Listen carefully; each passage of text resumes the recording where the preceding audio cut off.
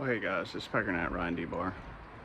Um, I've been busy, but I do still follow somewhat the conversations in American city planning, and I've noticed that recently, within the last year or two, your most highly regarded consultants, experts in the field of urban planning there, talk a lot about street activation. What do they mean by street activation? They think you have to make streets lively and exciting in order for people to want to go there and be there. Oftentimes they'll show a picture or a set of pictures from Europe of the quaint little coffee shops, corner pubs and bakeries and things like that. Like right here.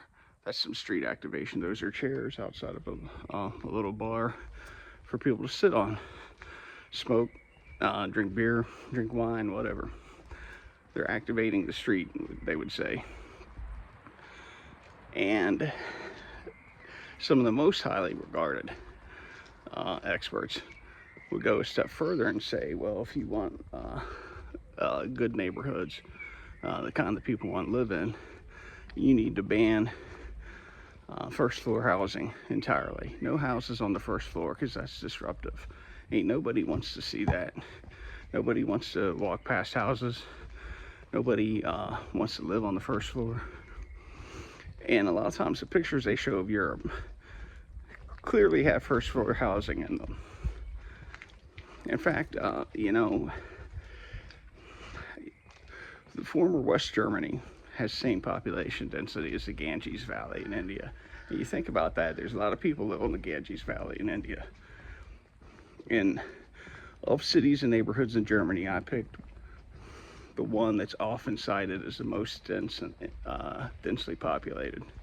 It's the west end of Wiesbaden. Over 70,000 people per square mile live in this area.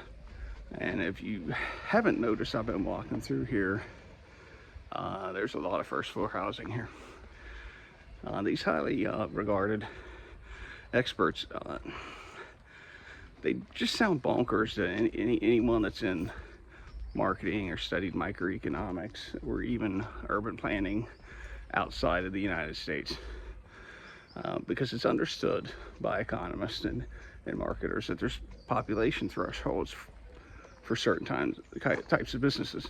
Now I'm coming down on the main street in this neighborhood. It's Blucherstrasse here, and it turns into Bleitstrasse. Still a lot of first floor housing, a little bit more businesses, but a lot of first floor housing.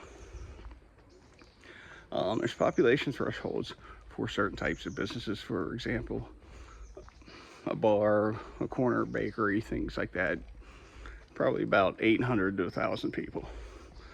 Larger businesses like a small footprint grocery store, you're talking 5,000 to 6,000 people.